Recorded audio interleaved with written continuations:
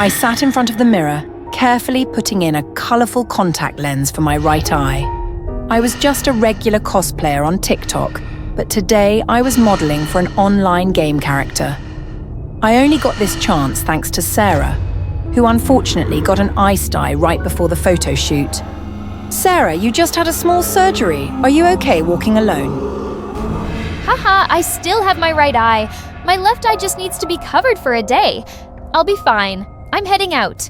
Molly, today is a big chance for you. Do your best. I turned back to continue my makeup when suddenly a loud bang shook the table, knocking everything to the floor. Sarah had fallen, her bag spilling all over the floor, mixing with my makeup items. Sighing, I bent down to help her pick them up. After a while, I finally sent Sarah off and focused on getting ready. Sitting back at my vanity, I put in the left contact lens. Only then did I realise I had grabbed Sarah's lens case by mistake. Luckily, the colour wasn't too different. I took out the lens from the solution and quickly put it on. I stood in front of the camera, confidently striking poses. The flash kept flickering, the shutter clicked rapidly. This was the spotlight I had always dreamed of. After a while, my left eye started itching. I frowned, trying to endure it, but my expression wasn't right, and the photographer had to pause the shoot. A staff member quickly walked over, handing me eye drops and a wet wipe. I used the drops, and the burning sensation eased a bit. I signaled to the photographer that we could continue. Standing in front of the camera again, I forced a smile. My eyes stung, but I held back the discomfort to finish the shoot. That night, I came home exhausted and collapsed onto my bed, too tired to remove my makeup. I yawned, my eyelids heavy. In my restless sleep, my eye started itching. Half asleep, I rubbed it without thinking. A sharp pain shot through my eye socket. It felt like something slipped past my eyeball, sinking deeper into my eye socket, but my eyelids were too heavy to open. The next morning, I woke up with my eyes swollen and bloodshot. The corners were crusted with discharge, so itchy that I kept rubbing them. I lifted my eyelid. Underneath was a huge sty. Looking at myself in the mirror, I bit my lip, worried. I couldn't let this ruin my shoot. Only my left eye was infected. It had to be Sarah's lens. I had a makeup shoot today. I couldn't show up like this. I tried icing it and the burning eased a little. But after 15 minutes, the swelling was still there. I figured the infection had turned into an abscess under my eyelid. Out of options, I pressed on the sty, forcing the pus out.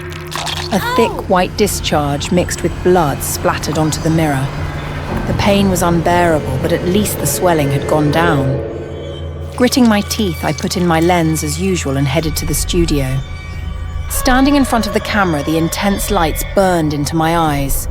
Every blink felt like torture. Both of my eyes stung and tears streamed down uncontrollably. In the end, the shoot had to be stopped.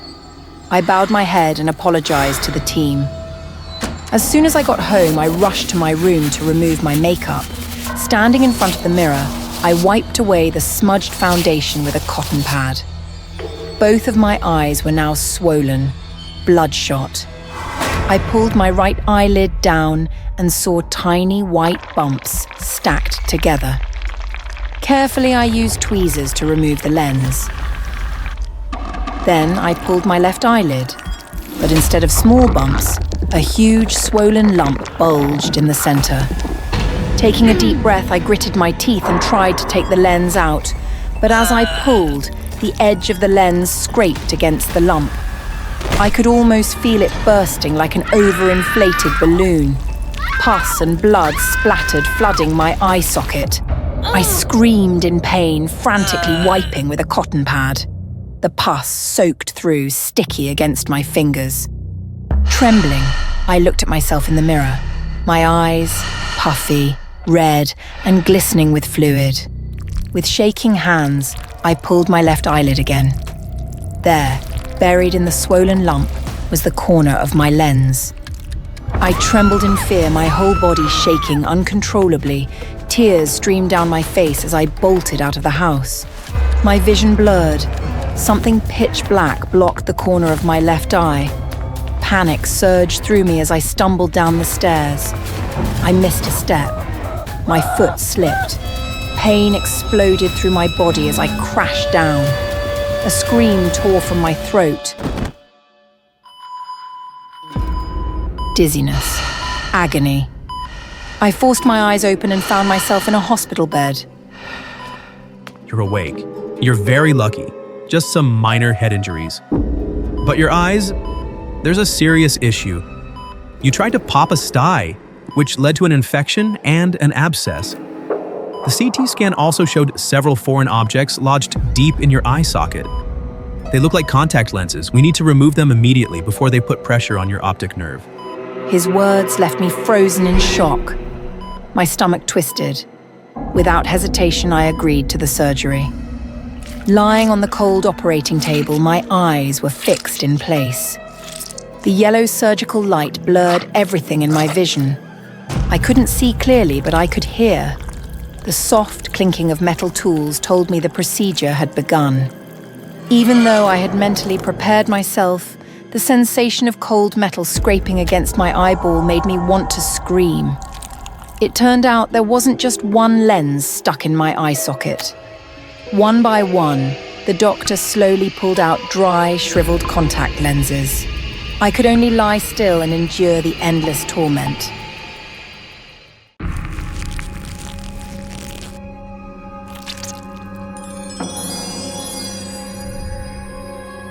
I had always envied those Instagram models with their big, sparkling eyes. The way their gaze seemed to captivate anyone, it was mesmerizing. So when I got the chance to try colored contact lenses, I leapt at it.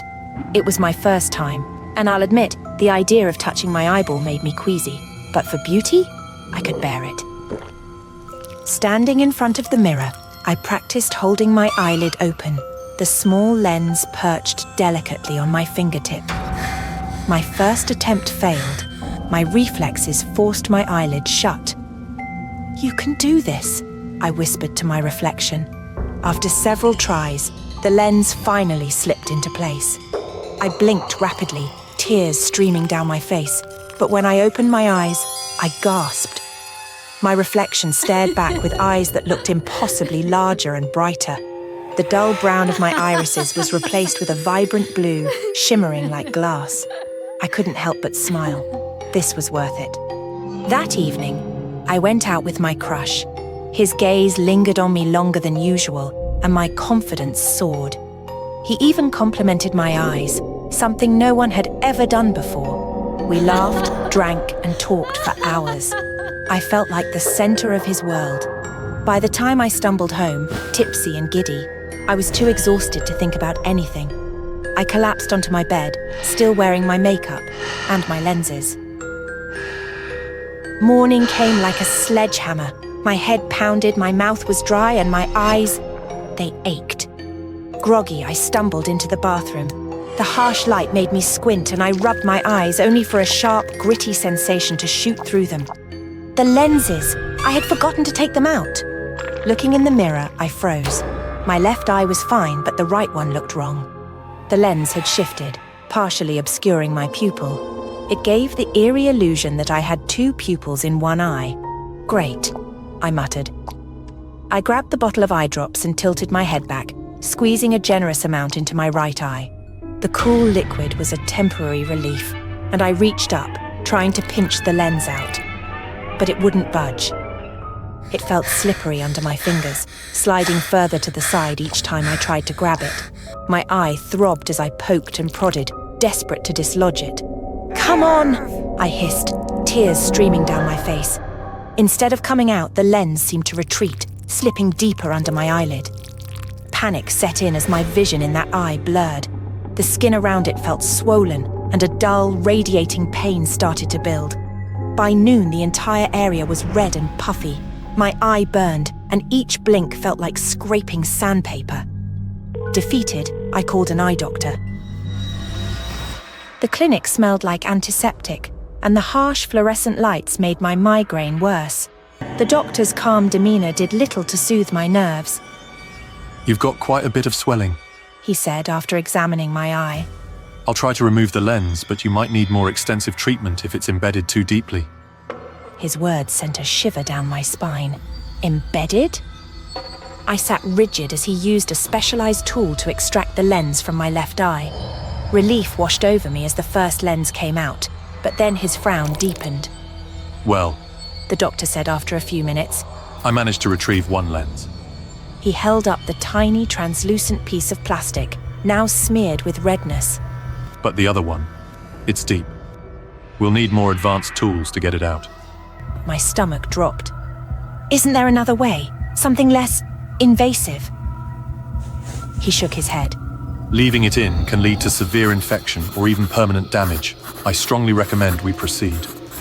The words permanent damage echoed in my mind, but so did the thought of medical bills. I had seen people online remove lenses themselves. If they could do it, so could I. Thank you, doctor, I mumbled, grabbing my bag. I'll think about it. Back home, I sat in front of my mirror, armed with a pair of tweezers and determination. My right eye was almost swollen shut, but I pried it open, wincing as fresh tears streamed down. I carefully inserted the tweezers, trying to grab the edge of the lens. Every touch sent waves of pain through my skull, but I couldn't stop. The discomfort only fueled my desperation. Just a little more, I muttered, my voice trembling. The tweezers slipped, scraping against the sensitive surface of my eye. A sharp pain made me cry out, but I kept going. My hands were slick with sweat, my vision blurred from the constant flow of tears. Or was it blood? Finally, I felt the edge of the lens. I pulled and it slid free with a sickening squelch. Triumph was short-lived. When I looked down at my hand, my stomach churned. The lens wasn't alone. Attached to it was something round, fleshy and glistening. A bulbous lump of tissue hung limply from the tweezers. I froze, my heart hammering in my chest. My right eye was gone. In its place was a dark, gaping socket, raw and glistening with blood. It was as if my entire eye had been pulled out along with the lens. No! No, no, no! I dropped the eye in panic. Dropping to my knees, I searched frantically for my dislodged eye. I glanced around, searching for the eye I had dropped, but the dim light played tricks on me, casting shadows that made my stomach churn. Where was it? My fingers skimmed the cold tiles until they brushed against something round and slick. I grabbed it, holding it tightly in my palm. I had to fix it. Maybe if I put it back quickly, it wouldn't be too late.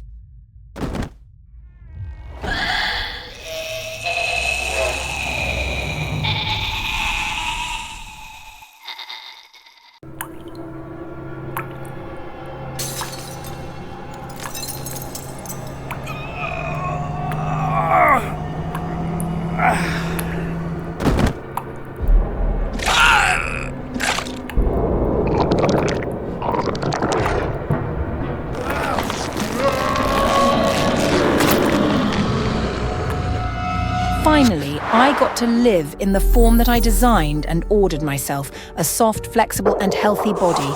Even though this body is artificial and this miraculous product is just an experimental version, I am still willing to take the risk. Take a rest, Louis. Lily will definitely take the role of the Swan Queen for you. And also Thomas.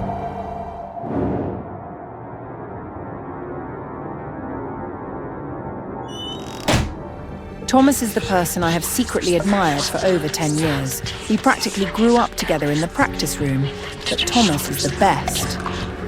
He was chosen by the director for the lead male role, and now he and the director are looking for the lead female role.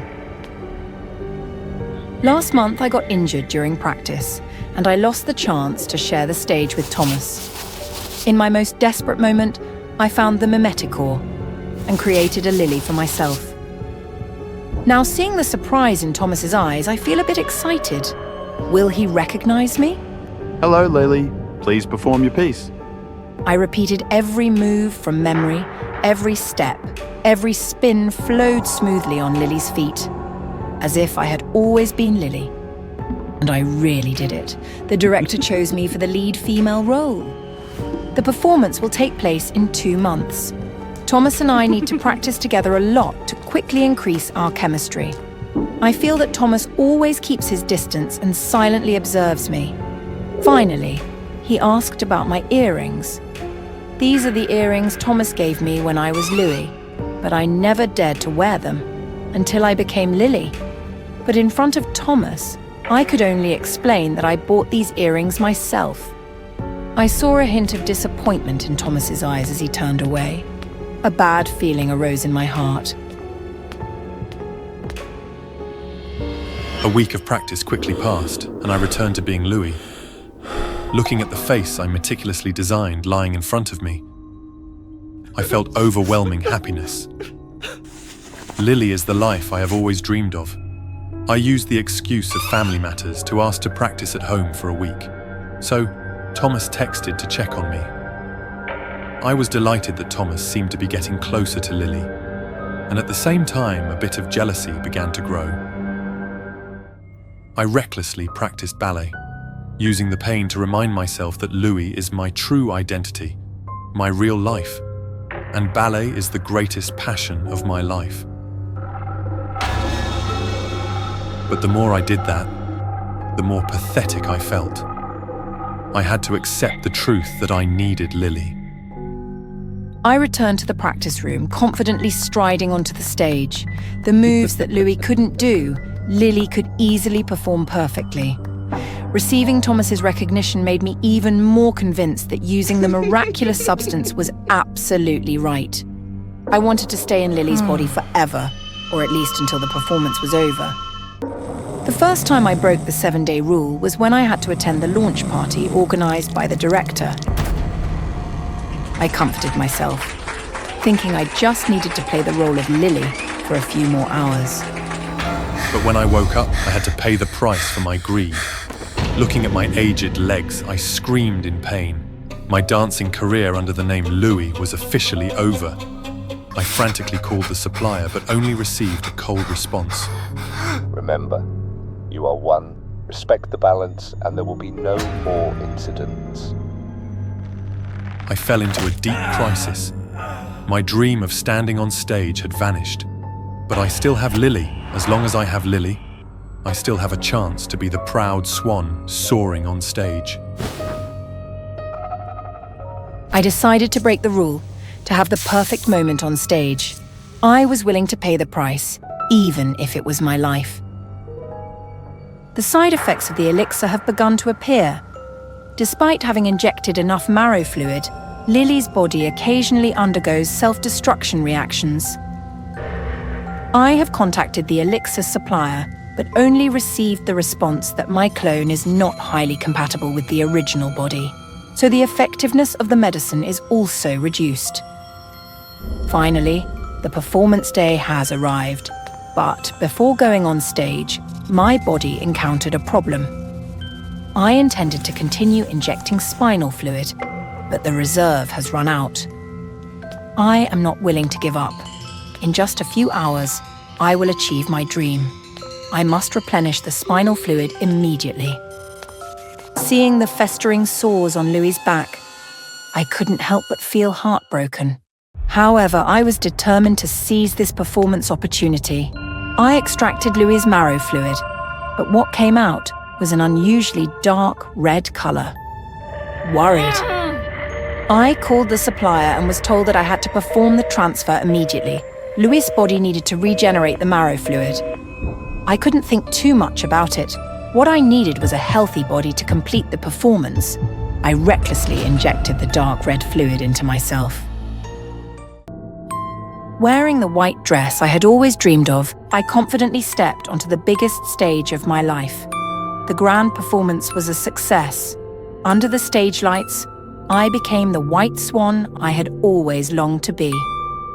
At this moment, I knew I had achieved the perfection I had always sought. I mustered all my courage to confess my feelings to Thomas. But he only gave a sad smile. He told me that the person he loves is Louis, and that the initial reason he noticed me was because I resembled Louis so much. My heart felt like it was being pierced. In that moment, I felt as if the whole world was mocking me. The self-destruction reaction appeared again, and I had to return, deciding to swap with Louis once more. When I woke up in Louis's body, an overwhelming sense of emptiness enveloped me. Now my dream of standing on stage had been achieved. I had also heard the confession from the person I had always secretly loved. I thought I had nothing left to regret. I was ready to accept myself, no matter how flawed this body might be. I saw Lily's body begin to disintegrate, pieces of flesh falling away just like my dream of another life gradually fading. I restarted the phone I hadn't dared to use for a long time. As soon as it turned on, a series of messages from Thomas popped up, shocking me. It turned out he missed me just as much. I urgently wanted to hear Thomas's voice. Thomas immediately answered the phone, and I could feel the joy in his voice. Each word of concern made my heart race. Louis, I like you, no matter what form you take. Me too. The words of agreement had not yet been spoken when a disgusting, slimy substance from Lily's body came to attack me. I felt that slime trying to engulf me. In my head, I heard the devils whisper, "You are one." Louis? Louis? Are you okay? Louis?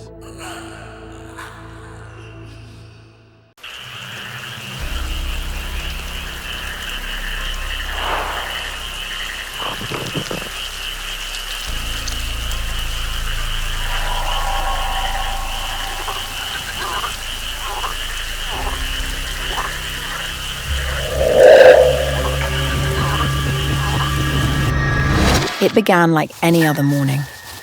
I laced up my running shoes and took my usual route through the forest. The crisp air, the sound of leaves crunching beneath my feet. This was my sanctuary. Until today, I nearly stepped on it. A toad sitting eerily still in the middle of the path. I stopped just in time, crouching to get a closer look. Its back was studded with strange golden orbs. At first, I thought they were boils, swollen and ready to burst. Injury, perhaps? But no, the orbs seemed too deliberate, too alive. As I leaned in, the orbs began to sink, like marbles disappearing into the toad's flesh. The holes, deep, dark, and unnervingly round, began to expand. And then, from those grotesque pits, something emerged. I watched in horror as the sacs began to split, revealing grotesque limbs that unfurled with unnatural speed. Tadpoles? No, something worse, birthed directly from the toad's flesh. One of the creatures, slimy and malformed, launched itself onto my arm. I screamed, swatting at the tiny monster, but more of them sprang forth, latching onto my face, my neck. Their tiny, clawed limbs clung desperately to my skin. I could feel the cold, wet slime spreading as I tried to shake them off, but their grip was unyielding. My breaths came in panicked gasps as I clawed at my own skin. Finally, I managed to dislodge them, flinging their writhing bodies into the underbrush. Gasping and trembling, I stumbled home, my arms slick with their mucus. Red welts began to bloom across my skin. In the bathroom, I scrubbed myself raw. The hot water only intensified the burning sensation. I poured soap over every inch of my body, determined to erase the feeling of those things crawling on me. But no matter how much I scrubbed, the sensation lingered. My mind wouldn't stop replaying the scene. Those holes, those sacs, the vile creatures emerging from the depths. When I glanced at the bathroom sink, its drain, a simple circular opening, seemed to pulse. The tiles on the floor with their neat round patterns became a maze of voids. Every pore on my body seemed magnified. Even the tiny pores on my own skin seemed to gape at me, like miniature mouths ready to spew more horrors. I couldn't escape the imagery. Exhausted and desperate, I crawled into bed. I needed sleep. a reprieve from the madness clawing at my sanity. I forced myself to close my eyes and let the world fade away. But when I opened them again, it was there. I bolted upright, heart pounding, but the toad remained, unfazed by my panic. The toad stared at me with its unblinking eyes. Its presence was oppressive, its weight suffocating. My hands. It was my hands that made me freeze. They were slick, their skin darker, shinier. The dim light in my room distorted everything, but even in the shadows, I could see the unnatural sheen. "What did you do to me?" I shouted, my voice breaking. The toad spoke. Its voice was guttural, low, reverberating in my skull. "I kissed you. You are my mate now. You have to give birth for me." I scrambled out of bed, nearly tripping in my haste. The mirror on the wall caught my eye, and I turned toward it. What I saw brought bile to my throat. My reflection was no longer human. My skin, now a sickly green-brown, was covered in a slick, mucus-like film. My hands were grotesquely webbed, my eyes bulging slightly from my skull. But worst of all was my back. Through the reflection, I saw golden orbs, the same orbs that adorned the toad, sprouting from my flesh. They pulsed, they quivered. Then, with a sickening pop, the orbs burst open, revealing the same deep holes. My body spasmed as tiny creatures, part human, part toad, began to emerge. Their grotesque forms wriggled free, flopping onto the floor. They called me mother. Dozens of them, no, hundreds, crawled out of me, each more hideous than the last. Their voices, a cacophony of screeches and croaks, filled the room. They climbed onto the bed, the walls, and eventually onto me. Their touch burned, their tiny claws sinking into my flesh. I couldn't scream. My throat was raw, my body overwhelmed. They swarmed me, their weight pressing me down. And as they chanted their grotesque refrain, I felt myself sinking, consumed by their slimy, writhing bodies. Darkness swallowed me. I woke to the sterile hum of fluorescent lights. My skin was raw, covered in red, itchy welts. A doctor stood over me, clipboard in hand. You've had an allergic reaction, He explained, his tone clinical. probably from contact with a toad. You're lucky it wasn't worse. Relief flooded through me. It was just a reaction, a nightmare fueled by fever and paranoia. But as I sat up, something caught my eye. Tiny, round holes had begun to form on my arm, and for a moment, I swore I heard a faint croak.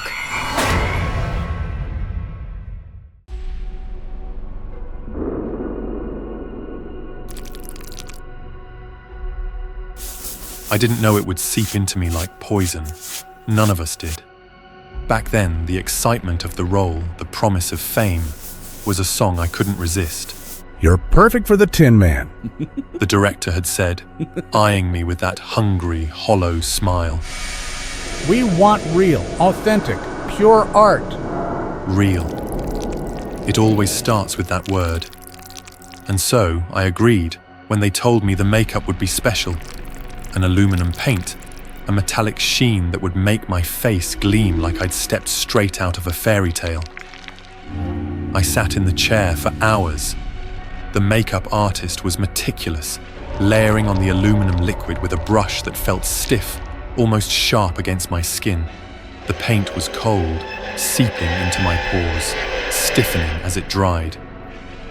I barely recognized myself when I glanced in the mirror, a grinning, gleaming statue of a man. Don't smile too much. The makeup artist warned. It might crack. Crack. I should have paid attention to that word too. The first sign was the itch. It started as a tickle under my chin, just beneath the aluminized jawline. Cut! I scratched absently, my fingernails scraping against the hardened paint. Nothing. My skin wasn't mine anymore. It was smooth and unyielding, a surface more metal than flesh. By day 3 of shooting, the itch had grown into a wildfire. My face burned underneath the layers of makeup. and the feeling spread like ants crawling up my throat into my ears. My skin no longer itched, it screamed. It's fine. The director barked when I complained. Art is sacrifice, remember? Look at you! You're beautiful! The Tin Man lives because of you. Beautiful. I stopped arguing. I stopped sleeping too, because every night I would wake with my body cramped in agony. Fingers curled into claws, toes bent until I thought the bones might snap. My skin felt hot, but my reflection was still ice cold. Then the coughing started. I was in my trailer rubbing my forearm absently. Aluminum dust shimmered off my fingertips like falling ash. I coughed once, then again, harder this time, and felt something catch in my throat. When I spit into the sink, the sputum was grey. Dark veins of aluminum streaked through it. It's fine, I muttered to myself, but my voice sounded wrong, hoarse, metallic, as if something hollow were vibrating inside me. I leaned in close to the mirror and gasped. The skin around my mouth had cracked.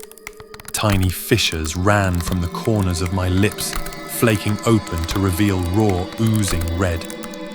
I touched it, and a piece of silvered skin peeled away like dried paint. I bit back a scream. I had become what they wanted, but... I went back on set the next morning, but no one would look me in the eye. Don't touch him. I heard one of the extras whisper. The stuff gets on you. It doesn't come off. My co-star recoiled when I brushed her arm. I looked down to see aluminum dust smeared across her pristine costume. I tried to wipe it away, but my fingertips left behind streaks, and when I pulled my hand back, my nails had turned silver.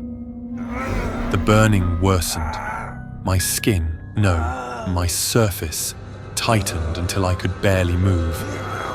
I felt like a statue that might shatter if I moved too quickly. Still, they made me perform. Still, they called it art. The final scene was meant to be triumphant, the Tin Man walking into the sun. I staggered onto the set, blinking against the blinding light. Each step felt heavier than the last, my joints grinding like gears. Keep going! The director yelled. My feet stuck to the ground. I looked down and saw aluminum pooling around my boots, spreading like mercury, as if I were melting into the earth. I tried to lift my foot, but it was no longer mine. My toes had fused together, the aluminum consuming the spaces between them. Help, I croaked, my voice ringing like a cracked bell. No one came. The sun grew hotter. I raised a trembling hand to shield my face and saw the skin slough off, ribbons of aluminum paint fluttering away to reveal smooth, gleaming metal. My hand caught the light and reflected it back at me, a twisted, blinding mockery of myself. Almost there. The director whispered, his voice filled with awe. I opened my mouth to scream, but no sound came. My lips had fused together, my vision blurred, darkening at the edges, and in those final moments I realized what I had become, a statue, a monument to sacrifice. I woke up in a hospital bed, the ceiling a sterile white. My lungs burned with every breath, and a mask hissed softly over my face, pumping oxygen into me. You inhaled too much aluminum dust, the doctor said when I opened my eyes. You're lucky we caught it in time. Lucky. I spent 2 weeks trapped in that bed, ribs aching with every inhale, my body slowly purging itself of the aluminum poison. They told me my skin had turned blue during the reaction. I tried to laugh at the irony, but the sound came out broken. The studio sent flowers, but no apology. They're replacing you. My agent told me. It's not personal, okay? They're changing the makeup. It's safer now. safer. I lay back in bed staring at the ceiling, imagining the next poor fool sitting in that makeup chair, letting the aluminum seep into his skin. I wondered if he'd see me in the mirror, a shadow of the Tin Man, trapped forever in the cracks.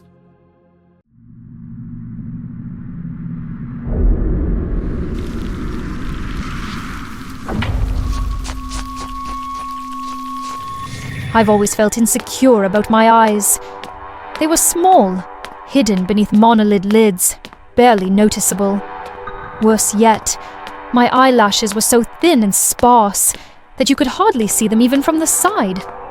I rarely looked in mirrors, and usually kept my gaze lowered in conversations, as if trying to disappear. These unremarkable eyes made it hard for me to meet anyone's gaze, especially my crush's. And honestly, how could I not feel jealous when I looked at girls with long, perfectly curled lashes? It just didn't feel fair. One day, Gwen, my roommate, came home beaming. She held out 2 boxes of false lashes. These are for you. The salon had a buy one get one free deal on lash extensions. Trust me, once you try them, everything will change. Gwen had already worn hers and looked beautiful, her lashes thick, curled, and dramatic. I couldn't help but wonder what it would feel like to finally like what I saw in the mirror. So I agreed. Without wasting time, Gwen carefully applied glue along my lash line and placed each lash one by one. The moment it touched my skin, I felt a sharp, stinging sensation along my lash line, but I clenched my jaw and didn't flinch. I reminded myself that beauty came at a price, and if that price meant finally being noticed, maybe even by my crush, then I was willing to pay it. Once the lashes were on, I rushed to the mirror and almost didn't recognize myself. My eyes looked different, framed by long, dark lashes.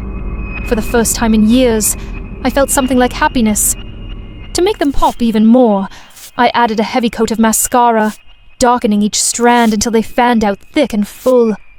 Looking at my reflection, I felt a strange and unfamiliar satisfaction.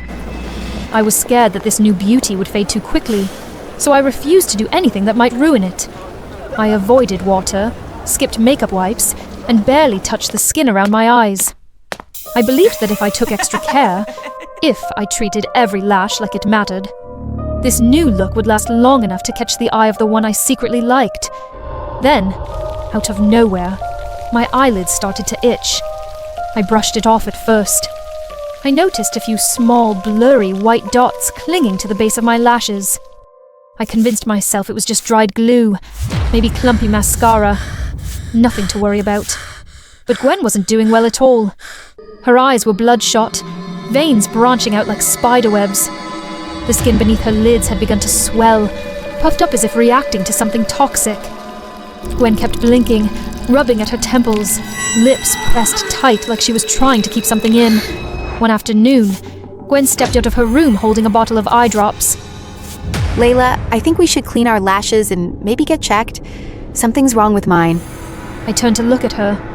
Her lower eyelid was swollen, bulging like it might burst. The rim was red and slightly leaking. You're probably just more sensitive than me. I feel totally fine. She gave me a worried look but said nothing more. That evening she decided to go to the clinic on her own.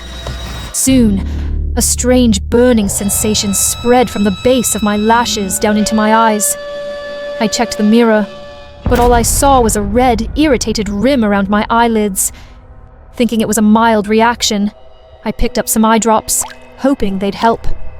But even as the discomfort lingered, I refused to remove the lashes. I didn't want to let go of the one thing that had made me feel beautiful. That night, I went to bed early, hoping sleep would fix it. But my eyelids kept twitching. Annoyed, I rubbed my eye, and that's when I felt it. Something small and wet slid down my cheek. It was light, like a drop of sweat, but it moved. I bolted to the bathroom and turned on the light. Leaning over the sink, I froze. My lashes were infested. Tiny white mites clung to the roots, wriggling in clusters. A few lashes fell, trailing blood. I completely panicked. I grabbed the faucet and splashed cold water onto my face. It felt like blades against my skin, but I didn't care. I scrubbed and clawed at my eyes, tearing off the fake lashes with my nails, no matter how much it hurt. I kept rinsing until my eyes were burning, swollen, and the last of those white dots finally washed down the drain. When the water settled, I looked at myself in the mirror. They were gone. I stood there, shaking, too drained to cry. Then I crawled back to bed, telling myself that maybe, by morning, everything would be fine. I had no idea. The real nightmare was just beginning. Suddenly, I jolted awake, gasping from a sharp, unbearable pain. My eyes wouldn't open. My eyelids were so swollen and tight, it felt like something was pounding beneath the skin. I trembled as I struggled to open one eye. And when I finally did, I was paralyzed with shock. It wasn't just my eyelids anymore. Now the infestation had spread to my eye sockets, my cheeks, even my temples. They were crawling under my skin, and wherever they moved, the flesh began to peel and flake away, revealing raw, red tissue underneath. When I touched my face, I could feel them shifting beneath the surface.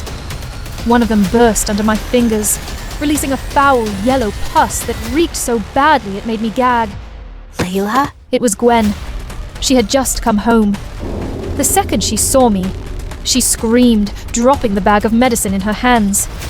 I don't know what's happening to me.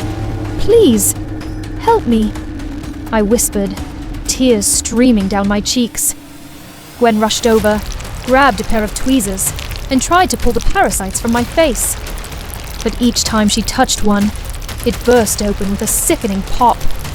When she gently tugged at the skin beneath my eye, a layer peeled away, revealing a nest of hundreds of pale, writhing larvae, squirming like they had just woken up. I collapsed to the bed, too weak to scream.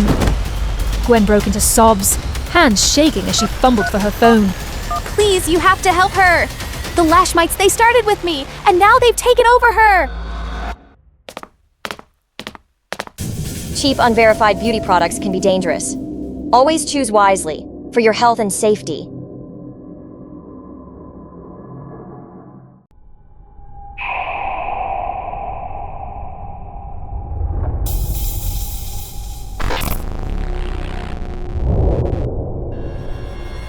I used to be adored. They called me a natural beauty. Effortless, untouched, the golden standard. Cameras followed me. Brands begged for my face. I was the fantasy, myth made flesh. I didn't need to try. I just was. Then came the DM. Didn't know you were on OnlyFans. You're wild in those vids. At first, I laughed. A scam? A troll? I clicked the link. My breath caught.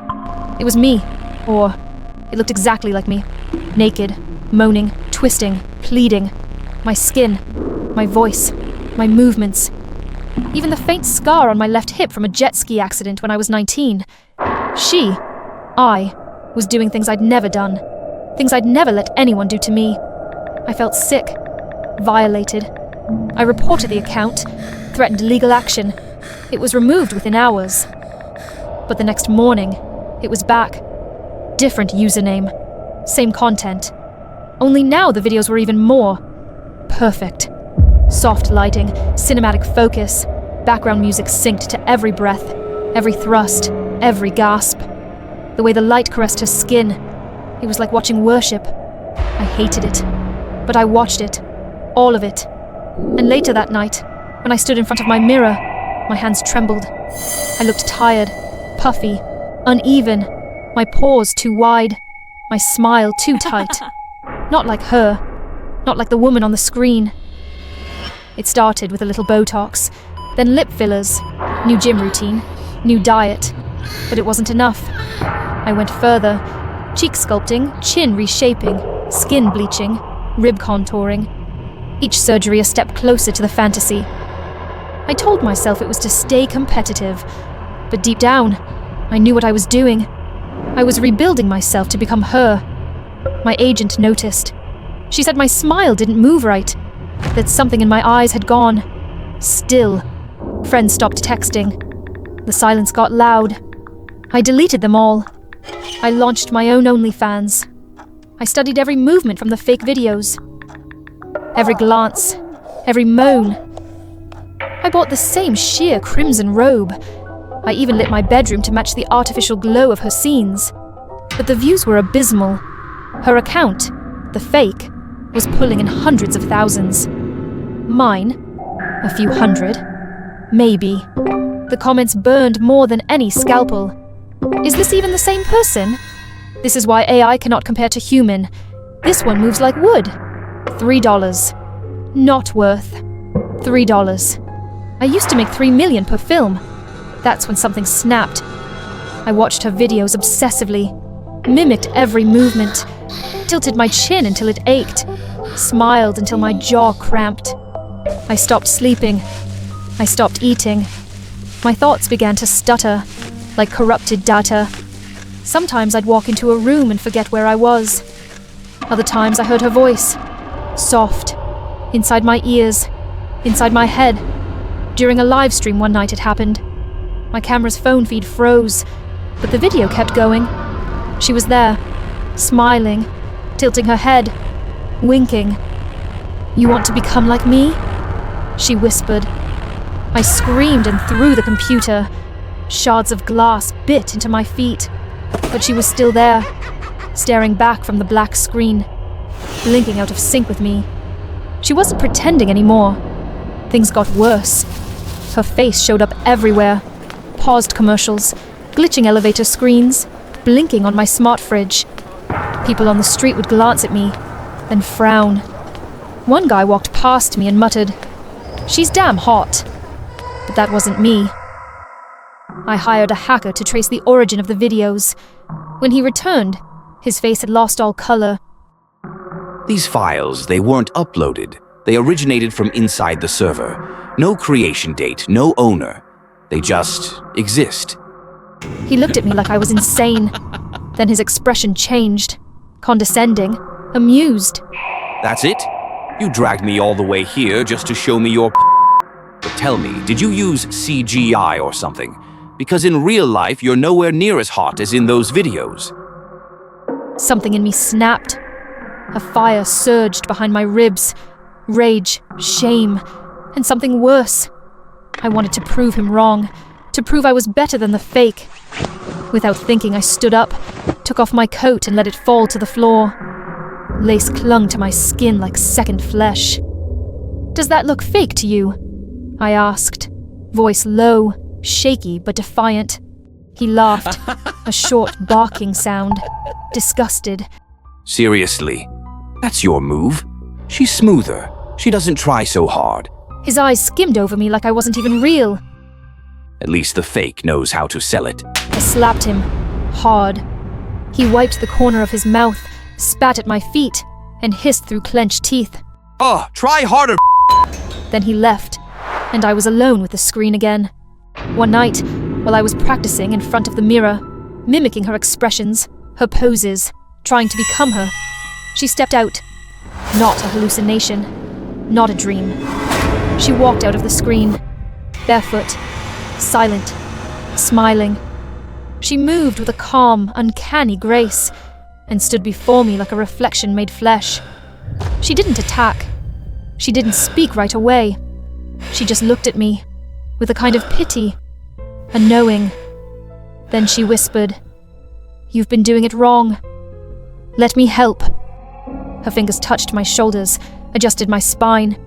She repositioned my hips, lifted my chin with one finger. Every movement was delicate, almost loving. She showed me how to breathe, slow, silky, seductive. How to smile like a secret sin. How to move like temptation made real. And for the first time, I didn't feel shame. I didn't feel fear. I felt seen. I felt right.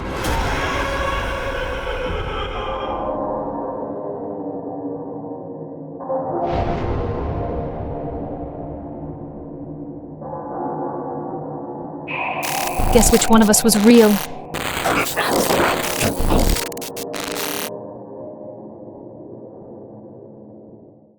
I used to believe that fame could fix everything, not for vanity, I just wanted to be seen, needed it. I was drowning in debt, ignored, invisible. Fame, I thought, would pull me out. Once I was big enough, the brands would come, the money would follow, and everything would finally be okay. The first taste came from a site called Starlinks. Realistic followers, intelligent engagement, become who the world wants to follow. I bought the basic package. By morning, I had 150,000 followers.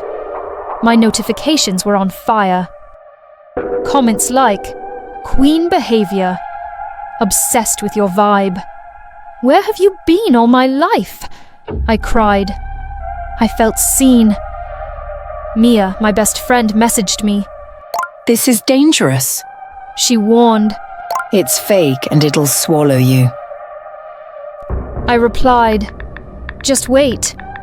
When I blow up, I'll take care of both of us. Promise." She didn't push again. Not yet. I kept buying. 500,000, 1,000,000, 5, 10. I watched my follower count rise like a heartbeat on life support. But offline, I was still nobody. At fashion events, no one recognized me. At restaurants, no one cared about my 10 million followers. No brand replied to my emails. Then came the skeptics. Who even is this girl? How does she have more followers than Taylor Swift? Bot-farmed fraud. Sad. And the exposés. YouTube videos tearing me apart, showing my engagement spikes, fake comments, rented admiration. Then, I saw her, Mia, in one of the interviews, sitting across from a podcaster. "She's not a bad person, but she's addicted. I tried to help. She pushed me away." I blocked her that night. Traitor! I spat. "You'll regret this when I'm really famous." That's when I bought Starlink's Platinum. It included high-grade interaction, AI fan chat, even mannequins with embedded camera lenses to simulate real-life events. I rented a warehouse, built a stage, hung banners with my name in gold, dressed 200 mannequins like adoring fans. My fan meeting streamed live. The night of the event, I wore white, lit just right. I stepped on stage, heart pounding. 146,000 people watching. Hearts floated up like glitter. Comments poured in. "We love you. She's glowing. Fan meet of the year," I sang. I smiled. I thanked them. "You believed in me when no one else did. This moment, it's everything." And then, a click. A metal door creaked at the back of the warehouse. Footsteps, slow, heavy. A man stepped into the light. Bald, broad-shouldered, black shirt soaked in sweat. In his hand, a thick steel pipe. He walked down the center aisle, passing rows of mannequins whose empty stares never wavered. My voice faltered. Who are you?" He smiled like someone who'd waited for this moment a long time. "Time's up, sweetheart. You owe us." "I'm live streaming," I stammered. "There are thousands watching." He glanced at the camera and snorted. "They're bots. Just like your fame. You paid for this fantasy and now reality's collecting." I froze. Then he swung the pipe. Crack. A mannequin's head flew clean off, bouncing off the stage. Wham! Another was crushed at the chest, splitting open in a burst of stuffing and plastic. Thud. One was kicked off the platform, its stiff limbs crashing to the floor like a fallen god. I stumbled back, tripping over fallen legs and shattered illusions. "You worship this," he shouted, smashing another. 10 million lies wearing lipstick." I screamed into the mic. "Someone help me. Please, call the police." The chat exploded. Bro is unhinged. This is insane content, OMG. Scripted or real? He laughed. They love the drama. Keep screaming. He grabbed a banner with my face and ripped it in half. Then he turned to me. You bought love. Now you pay in flesh. I tried to run.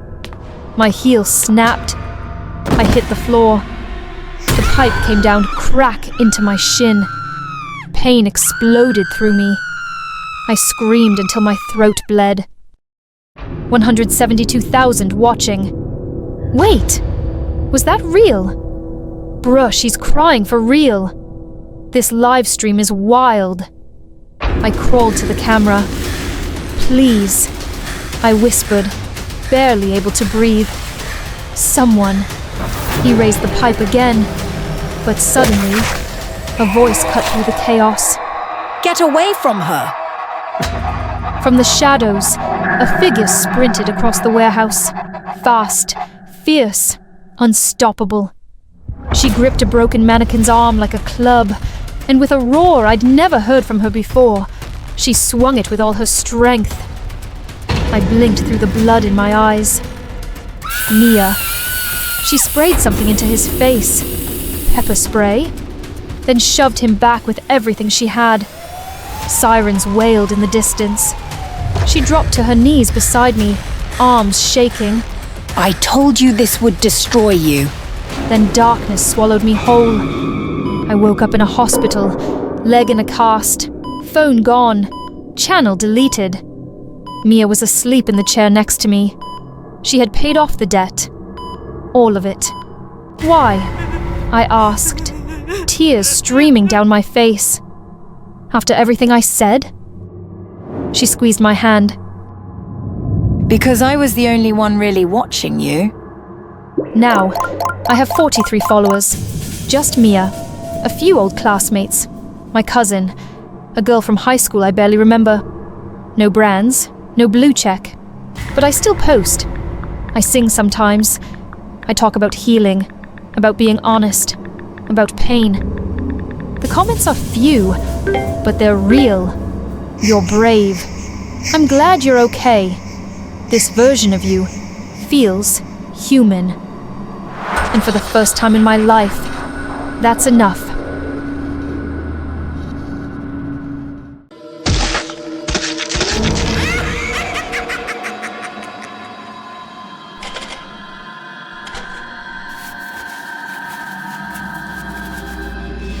I've always been a meat lover, especially pork.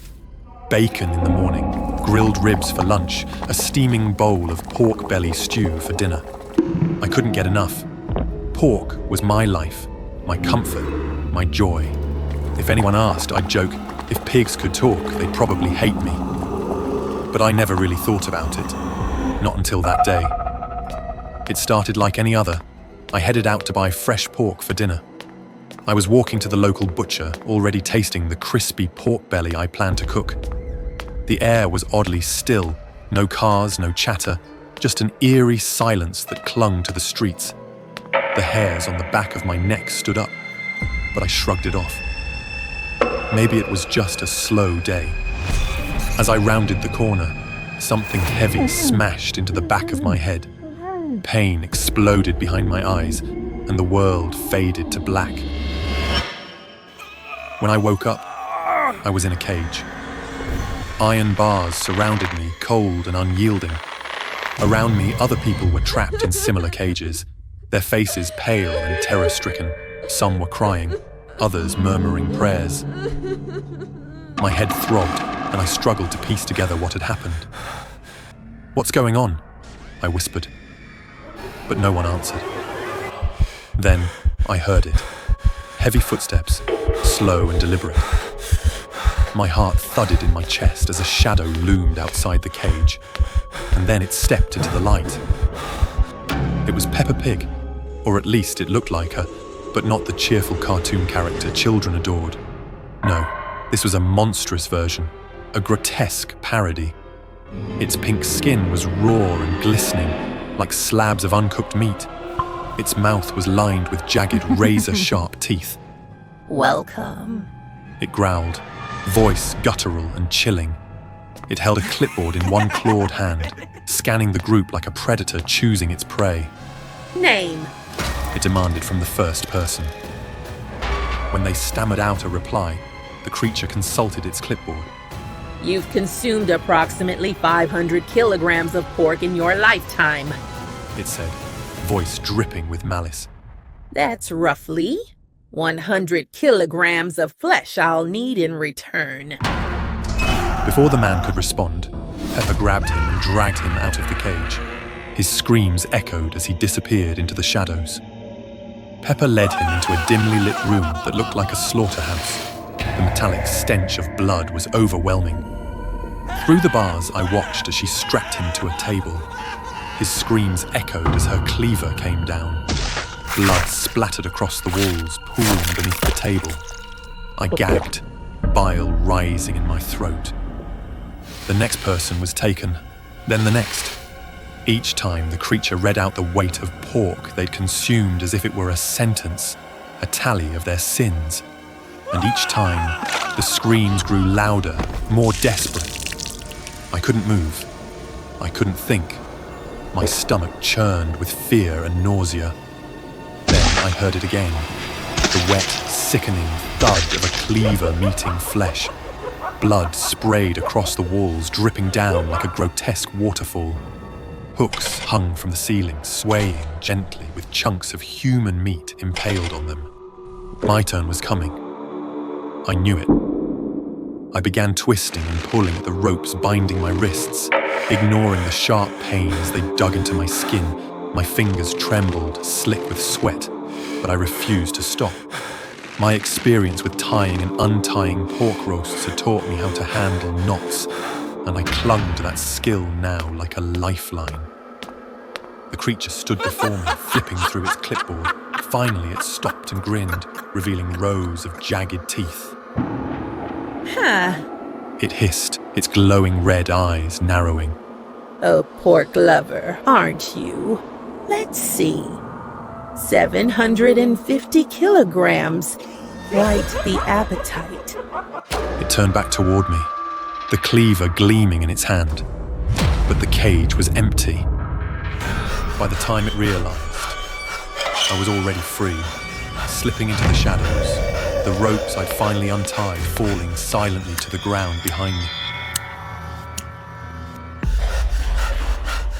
Get back here! It roared, its footsteps pounding behind me. The hallway was narrow and slick with blood, making every step treacherous. My breath came in ragged gasps as I ducked and weaved, desperate to escape. I spotted a large cabinet and dove underneath, curling into a ball and holding my breath. The creature stormed into the room, sniffing the air like a bloodhound.